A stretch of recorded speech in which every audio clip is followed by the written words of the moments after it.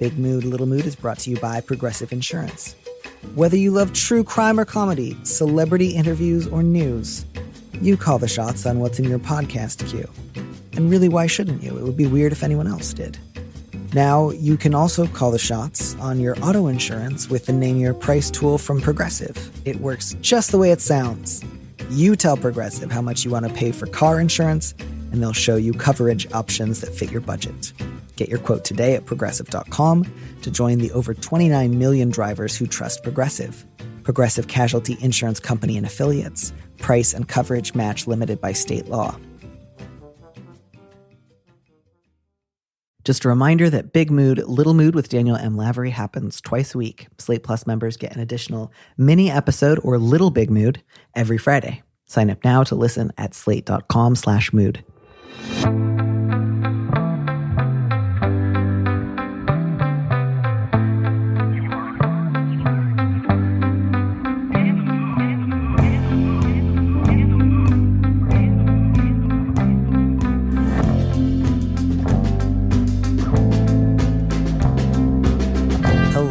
Welcome back to Big Mood, Little Mood. I'm your host, Danny Lavery, and with me this week in the studio is Zak Rosen, a Detroit-based storymaker who created and hosts the podcast The Best Advice Show and co-hosts Slate's parenting podcast, Mom and Dad Are Fighting.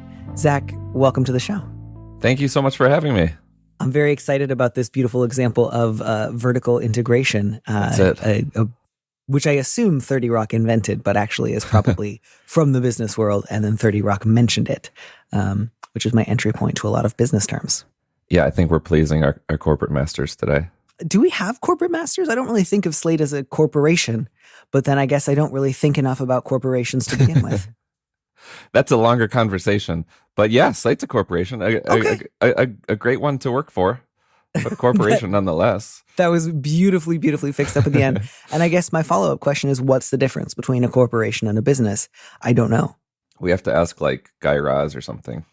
I know that you can become incorporated, like a business can become incorporated, and presumably that has something to do with the process of becoming corporate. But again, this feels a little bit like becoming real in the Velveteen Rabbit, very nebulous, involves some sort of like childhood magic that I don't fully understand and probably never will. Yeah, I mean, as far as like incorporation and childhood, the thing I think of is the show Kids Incorporated. I've heard of this. That's as much as I know about incorporations. I think it's always great to start by acknowledging the limits of one's own knowledge. So hopefully the last couple of minutes have made everyone listening to the show feel really encouraged and heartened about our ability to guide them throughout life's quandaries. Oh, boy. Because we've established that there's a lot I don't know. And I know even less. We're just going to lean into it. I'm looking forward to it. Luckily, nobody is writing to us today with like problems about, I don't know, establishing an LLC in Delaware. So right. We're safe, at least. For some reason, everybody who gets an LLC has to do it in Delaware. Something about pirate law. I don't understand that either. But when I was, like you do know some things. When Nicole and I started the Toast many years ago, she said, we have to start an LLC in Delaware. And I said, sounds good, which was how we handled our business, and probably part of the reason why we were able to run a business for 3 years and not 4 or even 5.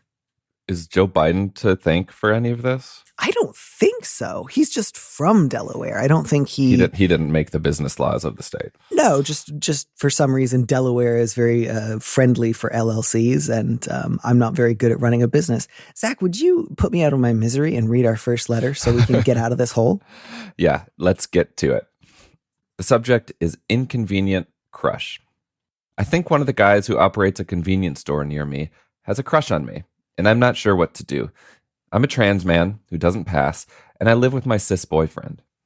This store is within walking distance of our apartment and open 24 hours, and we often go there. One of the guys there has been friendly with me, particularly when I'm not with my partner. I try to be friendly to everyone, but I'm worried this might have been perceived as interest. What once felt slightly flattering now just feels weird. I always wear a mask indoors, but he's asked me to take my mask off now twice to see my face, which I did briefly. That also bothers my anxiety about health a bit. Once he was in the store, but not working the checkout. So when I checked out, he acted like he was doing something behind the counter, but was staring at me. I'm not sure what to do. I've told my boyfriend. None of this happens when he's around. And he suggested we stop going to that store. I think this guy perceives me as a woman and the relevant potential dangers apply. Also, it's uncomfortable. He probably knows generally, but not exactly where we live. My partner and I semi-jokingly talked about moving away. Is this no big deal? What should we do? I do want to get to this letter writer's question, which, merits real care and attention. But I do just also want to add that Delaware is often considered one of the best states to form an LLC because it has limited fees and tax obligations. In fact, many businesses choose to form an LLC in Delaware, even if they don't intend on doing business in Delaware. So there we have it. Is now a good time to talk about today's sponsor? God, that would have been such an amazing lead-in. Right? If we were being sponsored by, I guess, the Court of Chancery in the state of Delaware. Yeah, the Chamber of Commerce. We're going This deep on episode has been brought to you by the idea of the state of Delaware. The mere notion of it. So I feel both a real sense of like, this sounds unpleasant, and I totally understand the letter writer's dislike of their sort of situation.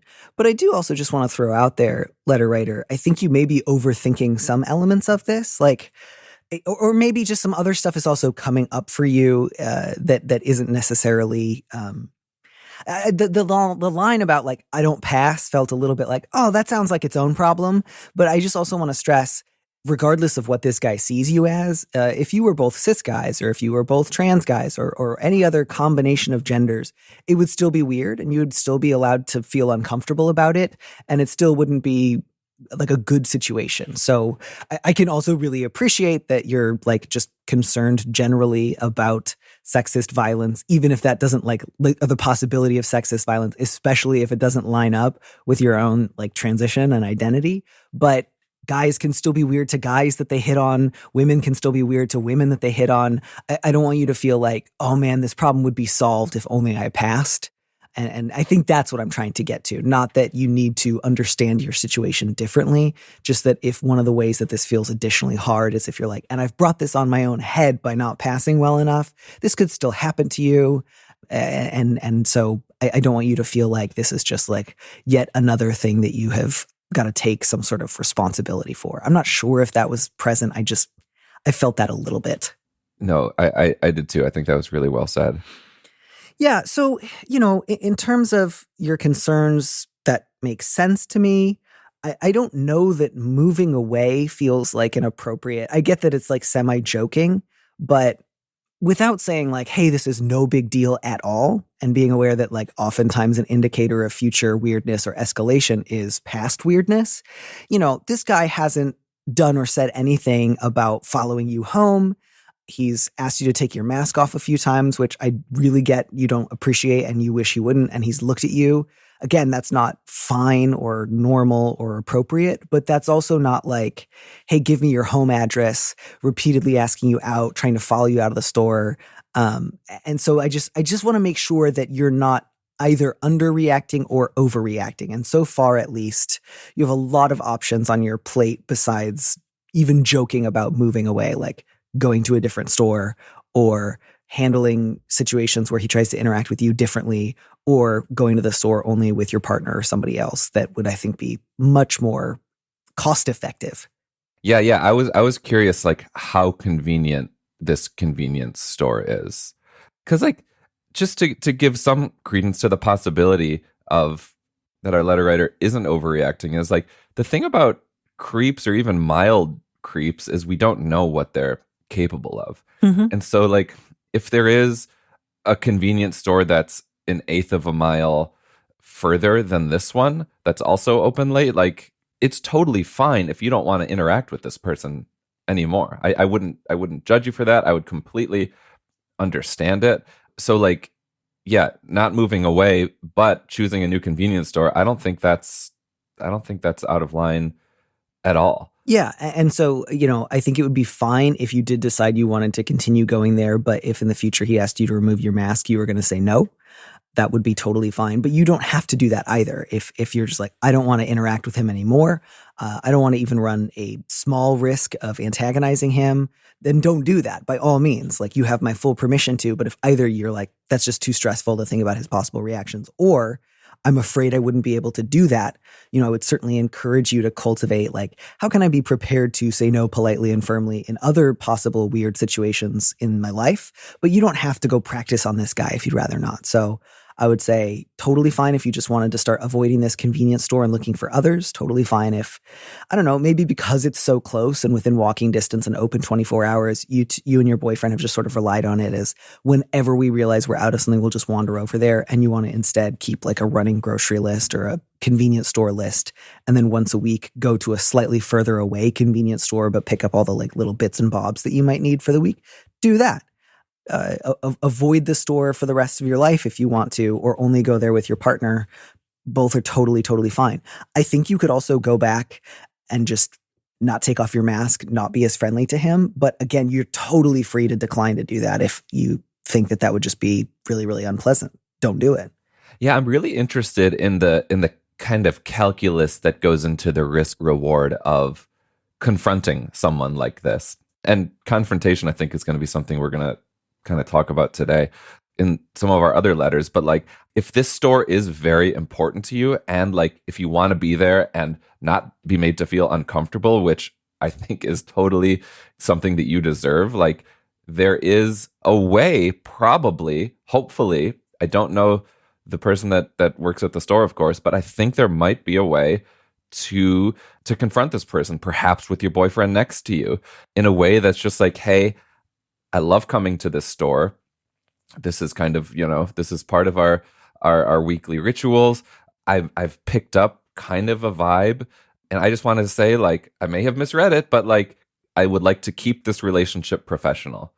And I know that's so much easier said than done. It's something that I have never done in my life, so I'm truly talking out of my ass here. Yeah, that one's tricky. Yeah, it's tricky. I completely agree. Yeah, my instinct is, if you imagine yourself having a general conversation and all you can say is there might be a vibe I might be misreading, that's going to be challenging. So my advice would be either go back, and then if he asks you to do something you're not comfortable with, in the moment say no and stop asking. But to go in there and just say, sometimes you give me a weird vibe, there's so much potential there for confusion, for plausible deniability, for you to look like you are kind of out of it. And so I just think, again, not like, wow, that's a really bad idea. I just think without something more concrete that has the potential to go sideways in a couple of different ways. But to certainly, again, like if he asked you a third time, you could absolutely say, hey, man, you keep asking me to take my mask off. I'm not going to do it. Please stop asking. But it's also, too, like, convenience stores usually don't have, like, I don't know, I've spent a fair amount of time in 24-hour convenience stores, and there's not usually somebody who's like, wow, thank you for bringing this to our attention. Someone was being weird in the 24-hour convenience store. We're going to ask. Like, it's like, yeah, we're all weird here. If no one's getting, like, actively held up or stealing in front of me, I'm not going to worry about it, is more often the attitude. But yeah, just again, as somebody who, like, I've sometimes had weird encounters with people at 24-hour convenience stores. Some of that was before I transitioned. Some of it has been during my transition. Some of it has been when I was getting pretty reliably served in public, and other times less reliably so. So I don't have like a perfect flow chart of like, I know on any given day exactly how I'm being read by people. But I'll just say, like, it can still happen with somebody who's calling you guy.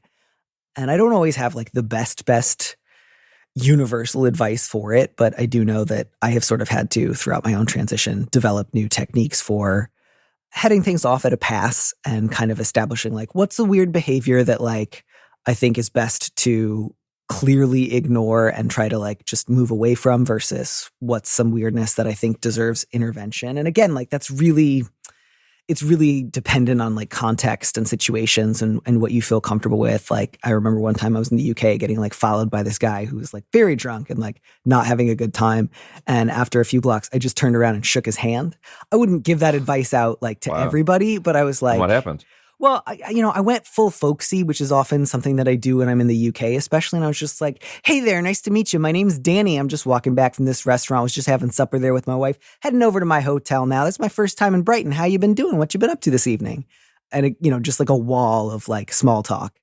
And that, in that particular instance, that kind of worked. And he was like, oh, blah, and kind of peeled off. But I certainly wouldn't have done that if I was getting a more hostile, violent vibe from him, or if he was with a couple of guys, I probably would have just like tried to like double back and walk for a more populated area, and I'm not saying this to like offer to shake this guy's hand. Like, that's not what I would do in this situation. Just that I think it helps to kind of come up with a couple of possibilities to have in your back pocket, because, you know, people can be weird in public, and it's nice to know, when can I avoid? When can I try to de-escalate? When am I maybe going to have to like tell someone to back off and like be prepared for it to get weird? Mm-hmm. Do you have any like experience dealing with somebody kind of weird in public that feels at all relevant? Or is it just like, I got nothing. People are weird sometimes. What are you going to do? Yeah, people are certainly weird sometimes. No, I don't have an analog for this. I wish I did. Yeah. I mean, I'm glad you don't. I don't want to have my guests on and be like, oh, good news. A lot of people have been weird to me in public. Like, that's good. But yeah, just, I think in between moving or even joking about moving, there is stop going to the store alone, going to the store, but being prepared to say no to any requests and like just getting in and getting out, making semi-regular trips to other stores to pick up stuff you need rather than an ad hoc basis. All of those are good options. All of those are within your reach. None of them require you to confront this guy if that doesn't feel appropriate, or if you just don't think you'd be up to it.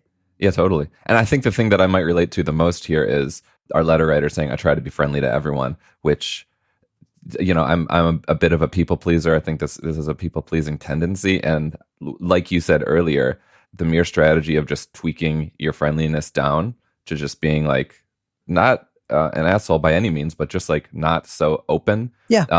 That is probably going to help a lot in this situation. Yeah. And that doesn't mean, letter writer, you have to start being like a brick wall to everyone you interact with. But you know now, if whether you go back there with your boyfriend again in the future or you don't, this guy is not someone you're going to be maximally friendly to. So this is a person that you are going to be downgrading to like politely distracted or barely present. Do you know what I mean? Like, totally. That would mean going in, and if he addresses you, you know, being like, or like, hey, but keeping it quick, making it clear that you're there to get something and get out. Like, I've definitely modified my behavior around a handful of like semi-difficult people I've had to encounter in public on more than one occasion, where I'm not like flinching from them in terror or like saying, fuck off if they so much as look at me, but I change up how receptive I am, and that's useful. And it's not always the most fun thing in the world, and I wish nobody like had to do it, but it sounds like it's called for in this instance. And so just mentally downgrading this guy to like the least friendly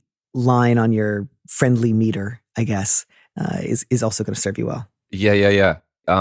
Another strategy, if you just like don't know how to not be friendly, you can pretend like you're on the phone. Oh yeah, the classic fake a phone call. If he gestures to you to take off your mask, gesture to your AirPods, which are playing nothing, so you can still hear and be aware of your surroundings, and you're just like, sorry, can't hear you on a call. And then you say stuff like, I absolutely agree. I think we should move ahead with this. Yep, great. And then vertical integration, Delaware, exactly. Stuff like that. Say vertical integration. Say, have we considered incorporating in Delaware? They'll buy that every time. Yeah, I have somebody in my neighborhood I do this to all of the time. And my fake phone calls have gotten increasingly esoteric, and I'm not worried about it. What's your late night convenience store order? What are you getting? It changes. I definitely go through times when I'm like, I don't need to be stopping here 5 nights a week for individual cans of $5 seltzer. Like, this is not cost effective. But then I go through times in my life where I'm like, yeah, I'm not going to be planning ahead any further than day to day. Consider the lilies of the field, etc. I do need this $5 can of seltzer. Mm-hmm. So it's usually seltzer. Sometimes it's paper towels. Occasionally it's cheese. But I don't have like a very good, exciting convenience store order. It's more often just like, I could kind of use this and I don't feel like making a grocery list and getting it all done at once. So I'll just stop here every, 4 hours, which is, again, not ideal. I don't know that I need a 24-hour convenience store. It's possibly too much convenience for me to handle. Yeah, it's quite convenient. You're right. What about you? Also, I love that we've gotten so deep into a question that's basically just like, a guy at a store is kind of weird. Am I allowed to stop going? To the answer to which is like, yeah, of course. Yeah. Yeah, that is the main takeaway here, I think. But to answer your question, oatmeal cream pie or peanut butter M&Ms. Delicious. Fantastic. 2 excellent orders. I support them both immensely. When I lived in the Bay Area, mine was often an It's It. which is similarly a San Francisco-based frozen treat that is 2 oatmeal cookies, crucially without raisins of any kind or dried fruit. Just plain oatmeal cookies with ice cream in between, and then both of the cookies are like dipped in crackly dark chocolate. And it's really fantastic. Fantastic. Yeah, they're an It's It. They're a local delicacy. I support them.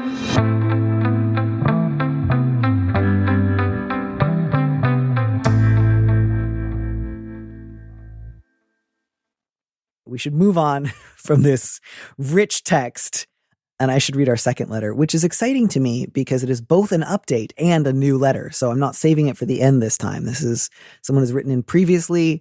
We helped them with one problem. Now they have a new one, which is as it should be. That's how life works. Hi, I am the non-binary person who wrote in last year about my experiences with social isolation, attending a master's after several months of living with my fundamentalist family for several months in the early pandemic, only to be met with more fundamentalists and experiences of extreme isolation in my master's program. After 2 friends invited me to move in with them for a few months, thinking that being with people I loved and trusted for a few months would restore me to a more human state. One day, they kicked me out spontaneously to live with my fundamentalist mother, even telling me I did nothing wrong, because I don't know, honestly. I think cis gay male monogamists just don't actually care about friendship. After several months of transphobic and homophobic rants while I was often too depressed to get dressed, I moved spontaneously across country to a town where I have 2 friends, also a monogamous couple, as an alternative to what else I was considering at the time, which was suicide. But now that I'm here on an air mattress in a cramped apartment in an overstimulating urban area, it honestly seems like my best option.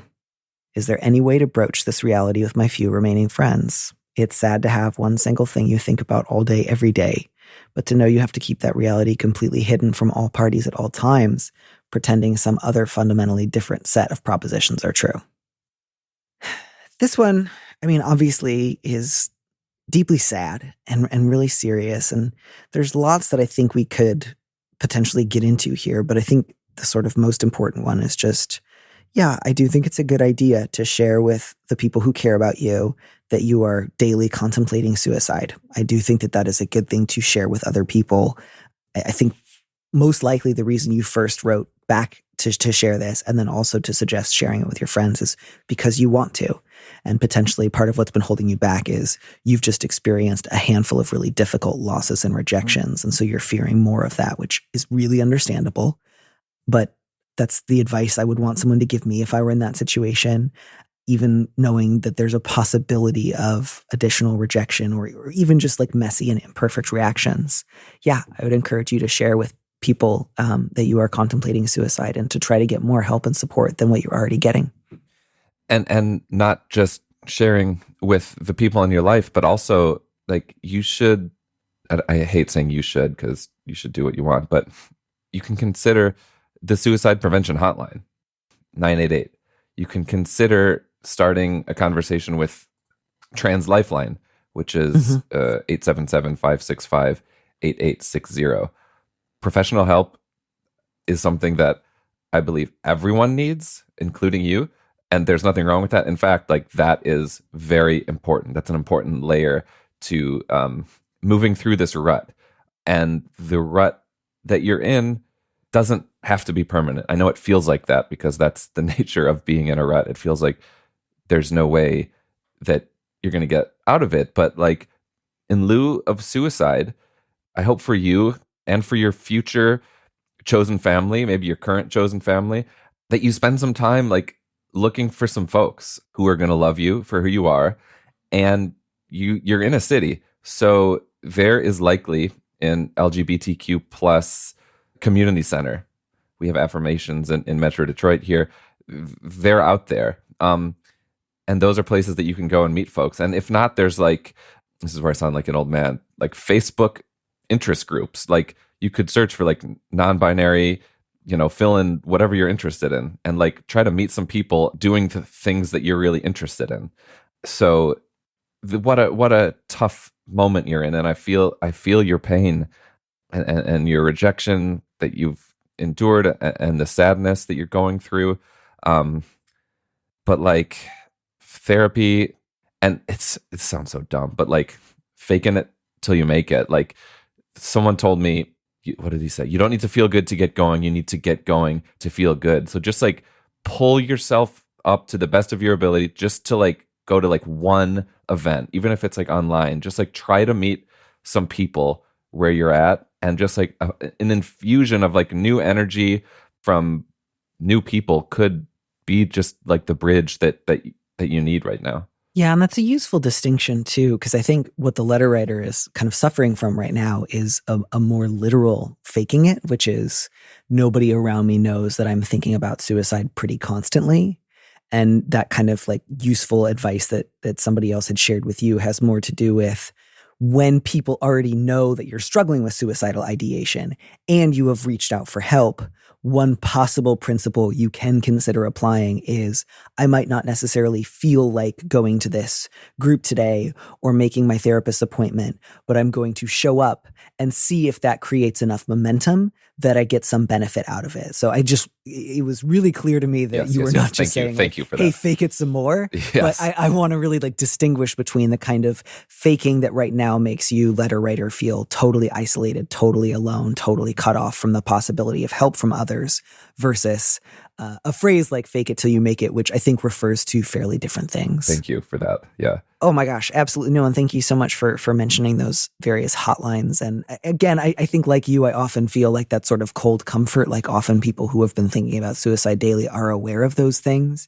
But it is also just true that you do have to start somewhere. And it's not usually, unfortunately, it's not usually, I promise you, if you call this number or make this appointment tomorrow, within 3 days, you're going to feel like I've really turned this ship around, which is not the same thing as saying progress isn't possible or that you won't eventually feel glad that you didn't hurt yourself right now, because you'll find that life changes and opens up in better ways. But it is also just true that right now, your primary job is to try to keep yourself going and getting the help you need on a daily, sometimes even an hourly basis. Mm-hmm. And so you don't have to think too far ahead in terms of getting help, getting treatment, looking for a better way of living. And I think too, there's so much else in here that, again, it can just feel kind of cold to try to offer a counterbalance. But I think I just wanted to bring this sentence up because it felt like the letter writer themselves was a little unsure about it. That line about, I had my difficult fundamentalist family. That was really bad. But then I went and lived with some gay friends of mine thinking that things would get better there. And then in a situation that it sounds like the letter writer still doesn't fully understand, they kind of kicked me out unceremoniously, but while also saying, hey, you didn't really do anything wrong, which just feels baffling. And so the letter writer says, I don't know, maybe like gay guys who are monogamous and cis don't care about friendship, which I think they're kind of aware is a sort of overreach exaggeration, but just like, because I don't understand this is like my best guess. And part of what I think that guess is doing in terms of like protection is I thought those would be my community and my people. And it turns out that they weren't.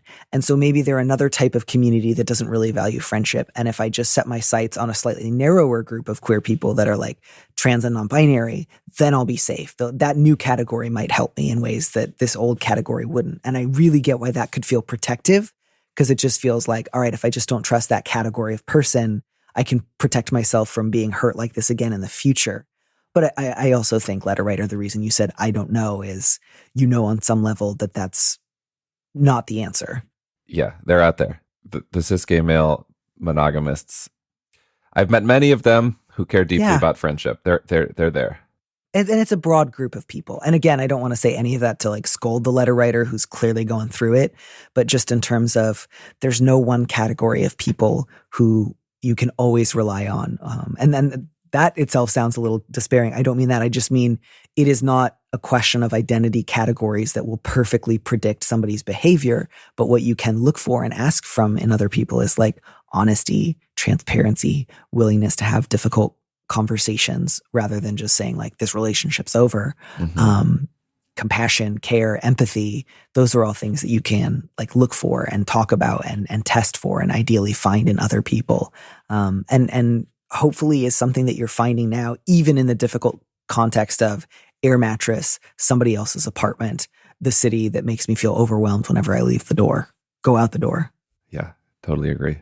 Yeah. So beyond sharing these thoughts with the people in your life right now, beyond reaching out for additional help and support, I would just encourage you, letter writer, anything that helps you.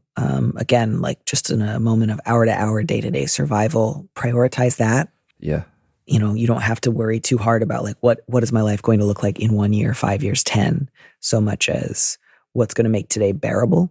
That's something that I would want and encourage you to prioritize. And I don't even want to suggest like begin by comparing your situation a year ago to now, because you know much better than me what that feels like. But I do feel heartened by the fact that you are at least no longer forced to live with your fundamentalist family, and that you're no longer living with the people who rejected you and threw you out without any kind of context or explanation. So without trying to be Pollyanna-ish and saying like, this air mattress is great because you're with great people, just like, I'm glad that even though it might feel worse in some ways, your situation is less dire than it was a year ago. And again, if any of that just sounds like, no, you actually don't know my situation well enough, shut up. I'm shutting up. Yeah, totally. To just go on top of that, another suggestion that might not be helpful at all, but you're in this overstimulating urban area, find some trees. Just like there are parks inside cities, and I can't tell you how many times I have retired to a park when I've felt overstimulated or sad and just did a little forest bathing. Of course, this is not going to solve your problem. Not one thing is going to solve your problems, but a combination of teeny tiny things. Like you said, what's one thing that I can do today to make life more bearable? Maybe it's just like going and hearing some birds today. And then maybe the next day you go to the community center, like, you know, slow and steady.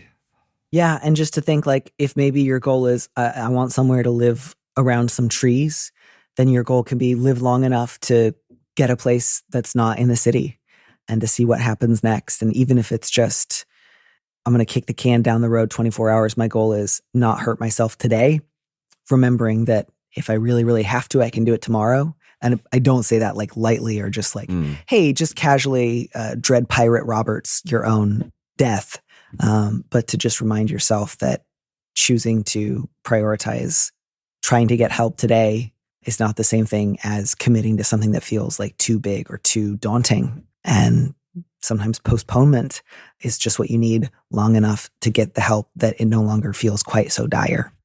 And again, all of that with the, I think, huge grain of salt that I'm just offering these as options that might help you. And if you listen to them and none of them sound useful or good, you don't have to take any of them. But I do really think sharing your reality with the people around you and like letting it be known if you're in crisis and you need like crisis level treatment, try to pursue that crisis level treatment. That is allowed. And I think sometimes it can feel like, well, obviously my responsibility is to take up as little space as possible because I've been rejected so many times, and I should make this seem as manageable as I possibly can in order to avoid being a burden on others. And I would just strongly caution you against doing that. I want you to get the help that you really need, not the smallest amount of help that you think people would be willing to give you. I'm just glad you wrote in, and I hope that you are met with a lot of support. And I'm genuinely just sending you all my best. That feels kind of weak in the face of what you're experiencing, but I do truly, truly mean it. And I hope that there are trees and good things in your future. Yeah, me too.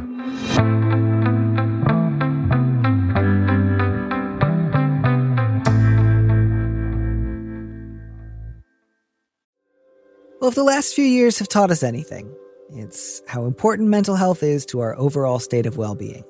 That's a pretty big load-bearing if. I'm not sure the last few years have taught us anything, but if they have, maybe it's that.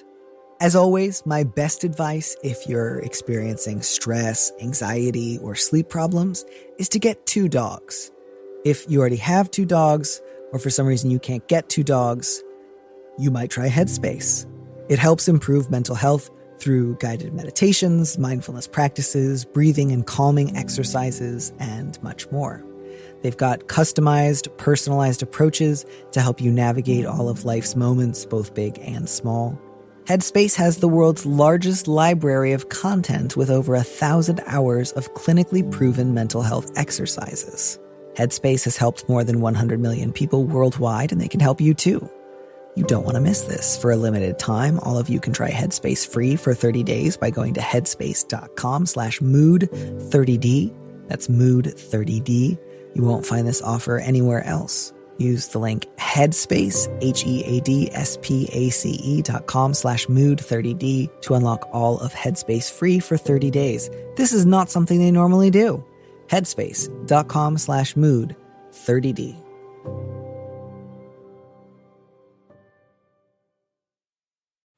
You may know Kelly Ripa from hosting the Live with Kelly and Ryan show for the last 20 years, or you may know her personally. I don't know your life, but now you can get to know her in a whole new way by listening to her podcast, Let's Talk Off Camera, with, you guessed it, Kelly Ripa. This weekly podcast will transport you inside the unfiltered mind of Kelly Ripa. In each episode, Ripa will dive deep into her own life and candidly discuss her marriage, motherhood, the career, and how she manages to juggle it all in the public eye. Kelly will talk about everything she could never say on camera. It will be unfiltered and deep, but most of all, fun. Joined by a rotating group of friends like Matthew McConaughey and Kate Hudson, Kelly dives into a wide range of topics. They'll talk about everything from crazy fitness trends to sex tips, all with humor, heart, and tenacity. So whether you're a longtime Kelly fan or just looking for a great new show, this podcast is perfect for you. Listen to Let's Talk Off Camera with Kelly Ripa every Wednesday on Apple, Stitcher, or wherever you listen to podcasts. You may know Kelly Ripa from hosting the Live with Kelly and Ryan show for the last 20 years. Now you can get to know her in a whole new way by listening to her podcast, Let's Talk Off Camera with Kelly Ripa. This weekly podcast will transport you inside the unfiltered mind of Kelly Ripa. In each episode, Ripa will dive deep into her life and candidly discuss her marriage, motherhood, career, and how she manages to juggle it all in the public eye. Kelly will talk about everything she could never say on camera. It will be unfiltered and deep, but most of all, fun. Joined by a rotating group of friends like Matthew McConaughey and Kate Hudson. Man, that's just a murderer's row. Joined by a rotating group of friends like the two stars of How to Lose a Guy in 10 Days, Kelly Ripa will dive into a wide range of topics. They'll talk about everything from crazy fitness trends to sex tips, all with humor, heart, and tenacity.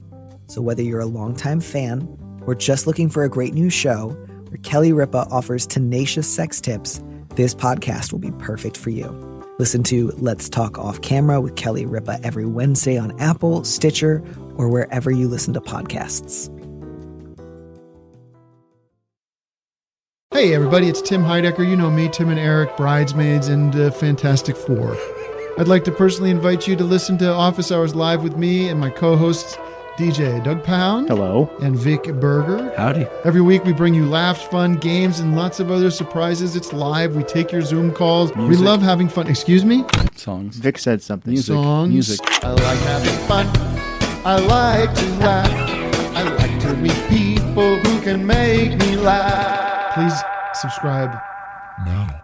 Oh, well, we can pause there unless you have any kind of final thoughts for that particular letter writer. But I think it would be nice to sort of, as a buffer and a segue between this and our last question, hear a little bit more about your own approach to advice outside of the context of joining me on today's show, because you do several other advice shows. And I'd love to know a little bit about what separates, say, Mom and Dad Are Fighting from the best advice in the world, aside from the obvious that one of them is the best. Right. And so Mom and Dad Are Fighting is a weekly chat show in which myself and two moms talk about our kids and we answer listener questions to the best of our abilities. I love doing it. You should listen every Thursday and Monday. There are plenty of non-parents that also listen, which I am just constantly honored by. But my real baby, Danny, the thing that I just love to do is the Best Advice Show. And I call it the Best Advice Show because it's not me that's ever offering the advice. The idea is every episode, a different guest comes on to give me one piece of advice, often the best advice they've ever received and want to reshare with me. And so I'm not calling the show the best. I am calling, though if you want to, you can, but I'm calling the advice that they're giving me the best advice. And so what you said in the last letter, frankly, what's one thing you can do today to make your life more bearable? That would be like the subtitle of the show if I had to say. So it's very rarely platitudinal. It's like granular, specific. What's something that makes life suck less? And I talked to everyone from like Oscar-winning filmmaker Sarah Polley to my 5-year-old daughter and everyone in between. And so like I believe that everyone has an episode in them. I believe everyone does something weird and helpful and generative throughout their day that makes life suck less. And that's like the thing that I'm really interested in hearing about. And so it's a short show. It's 5 to 15 minutes. You get in and you get out and you hear the advice. And ideally, it's something that you can try. And ideally, it's something that the listener can try to like integrate that day, that moment, if they want to. I kind of think of it like a gummy vitamin. Yeah, I do love a gummy vitamin. Do you usually try to take the advice? Like, is that something that is a through line on the show? Or is it less like something you could do in the weeks between recording and more just like general life advice about how to approach the human condition? Definitely the former. So yeah, I try a lot of it.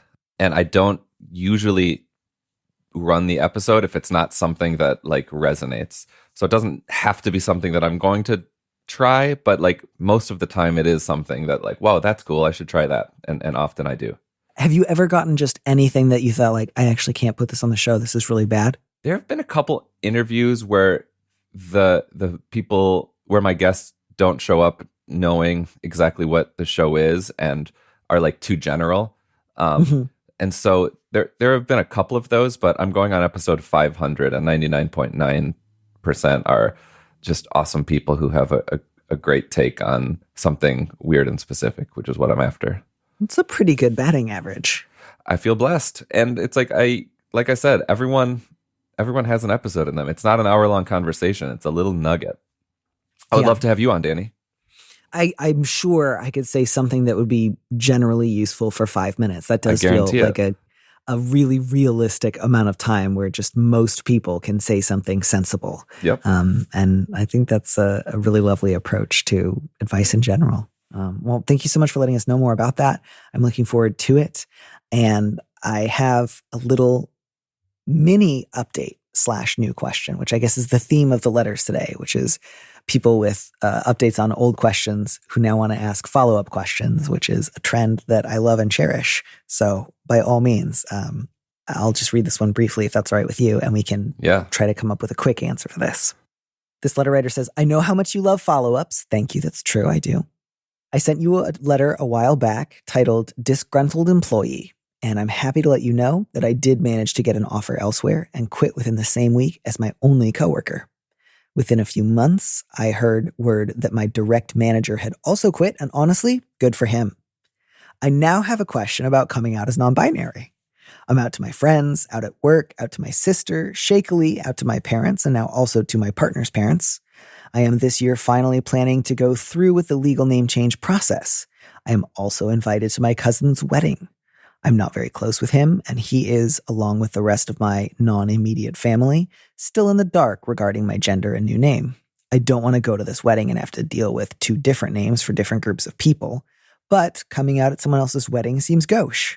It seems like I will need to tell my family at some point before the wedding, but there are a few people I am dreading that conversation with, my cousin being one of them. If I'm being honest, I just don't want to go to the wedding. But I also have a long history of avoiding confrontation, and I don't want to just give in to that tendency towards cowardice. What can I do here? I guess that's the other theme of today, right? Is like various queer people worrying that they are being too conflict avoidant. And often on this show, more often than otherwise, I think my answer is usually yes, you are. You should actively cultivate a little bit more conflict. But I think at least in these 3 examples, like, is it conflict avoidant to stop going to this one convenience store because someone who works there makes me feel weird? Is it conflict avoidant to be upset about how my partner treated me badly on a trip? Or is it conflict avoidant to not want to go to the wedding of my transphobic cousin? I think in all 3 of these, I feel like 3 no's. No. Yeah. At least for me, I read this feeling like, I totally understand why, and that you feel that you do eventually need to have this conversation where you come out to the rest of your extended family. And I agree that that's probably something you'll want to do in the near future, but that's really separate from, do I want to go to this wedding? And I guess it's it's not surprising. I'm always on the side of like, you don't have to go to like cousin. It's, you know what I mean? It's not even like I have a difficult relationship with my sister, but she's my sister and we grew up together and I want to keep trying and she's getting married. This is your cousin who it sounds like you don't see that often. If you just want to skip it and then have like a weird but brief phone call instead of like a really uncomfortable conversation in advance of like a wedding that sucks for you, just send. That doesn't make you conflict avoidant. Yeah, absolutely. Like I would give anyone permission to skip a cousin's wedding for any reason. Like cousins are like nice optional friends, right? Like it's great if you're close with your cousins, but it's also fine if you just see them every like 3 or 4 years and you're like, I guess I don't actively wish you harm. I don't know. What are your relationships like with your cousins? I'm so lucky that my first cousin is also my wife's best friend and one of my best friend. So that's lovely. I have like an amazing cousin relationship. And then my other first cousins, I love them deeply. I just texted one of them yesterday about Tim Robinson's I Think You Should Leave. Beautiful. I'm very lucky. Was this because your cousin and your wife already knew each other, or was it like you got married and your cousin was like, your wife seems amazing, I want to be her best friend? I met my now wife because she ended up living with my cousin in college. So that's beautiful. They had a mutual friend, and then I went up to visit my cousin to see her, and then she introduced me to her roommate, and that was the person who I knew pretty soon after I was going to spend my life with. That was 17 years ago.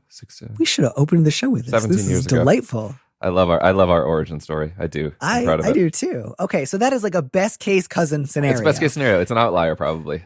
Yeah. And my cousin is not like this cousin. Yeah. But I assume you also know, and perhaps your cousins have cousins of their own on a different side of the family, that they're like, they're fine, but we're not besties. Right. So you might even be aware of other people in your life who have cousins that they just feel are sort of like there in the background. Yes. Would you think it was weird if you knew somebody who had a cousin getting married and they were like, I have a long work day that week and it's not worth the trip. I'm just going to send a present and a nice note. Would that shock you or feel like, wow, this person's really conflict avoidant? Or would it be like, yeah, that's normal? No, it would strike me as normal and even helpful in that, one, now you don't have to pay for their dinner because it's expensive to host a wedding. And two, totally normal. And I mean, I just want to quote the letter writer here.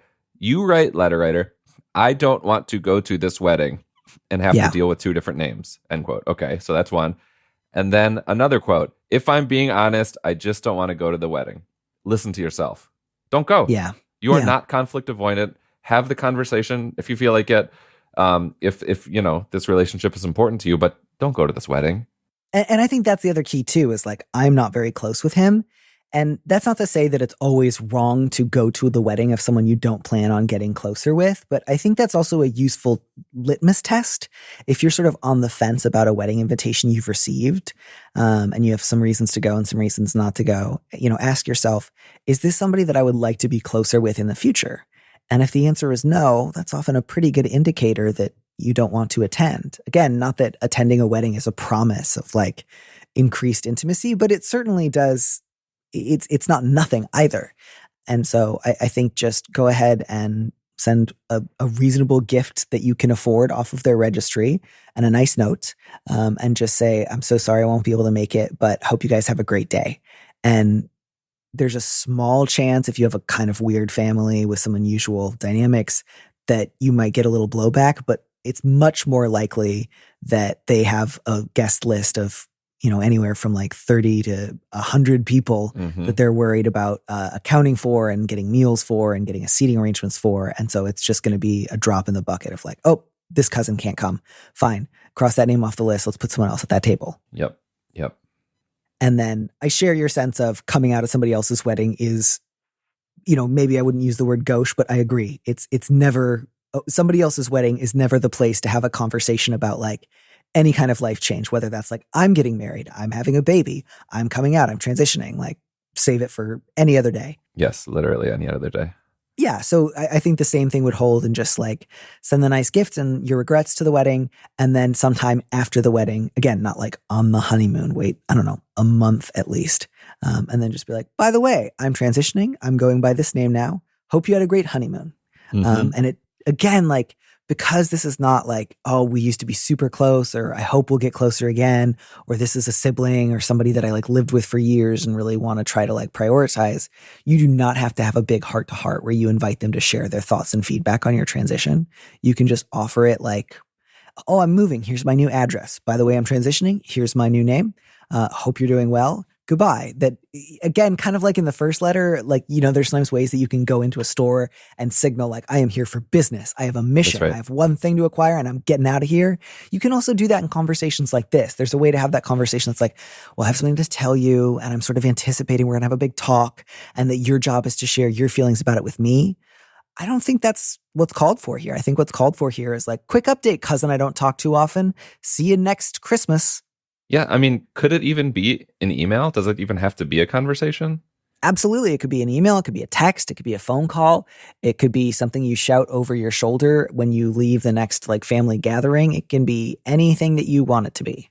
Yeah, you know, I think you say you're out to friends, at work, to your sister, shakily to your parents, to your more supportive partner's parents. You're mostly done, you know? Like you've done the big ones. And so give yourself permission to consider this like really, really, I don't know. I don't want to like choose an elective in high school that I thought was dumb and fake because I don't want to, you know, offend shop teachers or anything. But like, think of this as like one of the few goof off electives that you need in order to graduate, where it's like, this is not one of your core classes where you need a certain grade or you're not going to get into college. This is like, it's shop or home ec or like remedial PE because I failed diving. Which I did because I had to hold my nose when I jumped in the pool. So they failed me for diving because I would just jump in feet first. What grade is this? This was like sophomore year, I think. And this is a whole class or just like a lesson inside PE? If memory serves. You got serves, graded on? Oh, sophomore year, PE was mostly swimming. Like that was the what year. A nightmare. We mostly did PE in the pool. I didn't love it. And more than that, I didn't love the semester we had to spend on diving because, as I said, whenever I jumped in the pool, I would get water up my nose and I hated it. So I was always jumping and swimming with like, again, like I think they were like, well, get a nose plug like real swimmers have. And I was like, I don't like that. It doesn't work enough. So I'd always be swimming around with like my hand fully pinching my nose shut, which, as you might imagine, really, really interfered with my ability to swim and dive at all. Did your non-nose plugging arm get so strong from like powering your whole body? No, because I mean, again, like, you know, like a third of class would be given over to like, you know, hey, are you going to swim today? Or are you going to be, you know, like flashing around, flailing around with one arm on your face? And I was like, I'll be doing that. And then we'd fight about that a bit. And then I'd like swim one lap very slowly because it's one arm. And, you know, it didn't go well for me. But that's what I mean. It's like, treat it with the same seriousness I treated that swim class. That didn't get in the way of my ability to go to a terrible college and graduate without honors. So don't let this cousin hold you back from being like, I'm out. This is not an important person in my life. This is going to be a brief conversation. If he wants to be a dick about it afterwards, that's fine. I don't need to know. Like, I just need to give him the information and then fuck off. Yeah. I mean, even that, you don't even have to give them the information if you don't want to. Right. That's another thing that's also like totally fine. If this is someone you're just like, I know he's transphobic. I don't really like him otherwise. We were never going to be besties. For all that I often do, encourage people to prioritize conflict on this show, it's also really good in the words of Kenny Rogers, like just as important as knowing when to hold them is knowing when to fold them and knowing when to walk away and when to run.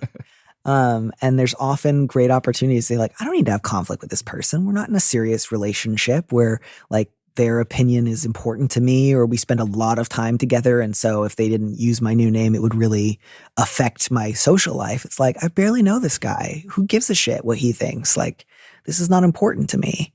And so, yeah, you are not, maybe you are too anti-confrontation letter writer, but this isn't necessarily the conflict to start with, if that makes sense. Totally. Well, Zach, thank you so much for joining us today. I appreciated your thoughtfulness and your perspective immensely. And thanks, too, for letting us know about all the additional advice that we could be getting from you on a weekly basis. Because if there's one thing I know about the people who listen to this show, they'll love hearing about advice. Yeah, I mean, I want to get their advice. So if you're out there and you have a good strategy for making life slightly more bearable, you are a guest that I want on the show. You can just go to bestadvice.show and learn how to be my guest. I would love to meet you. Amazing. And again, for anyone else listening who feels like, oh, I have so much trouble meeting people, consider finding out whoever your cousin lives with and if they're fun to talk to. Talk to me 17 years from now and you'll be deeply in love. Thanks again so much and have a fabulous rest of your day. It's been an honor. Thanks, Danny.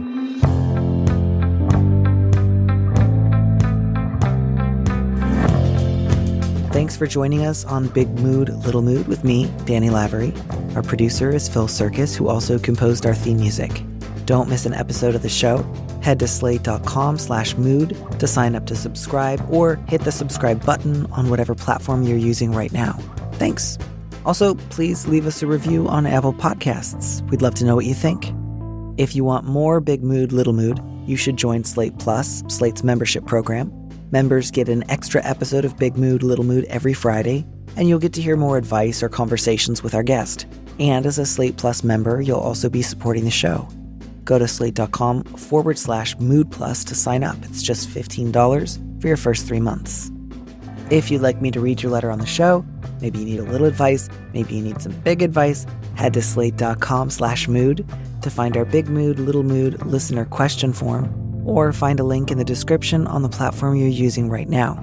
Thanks for listening.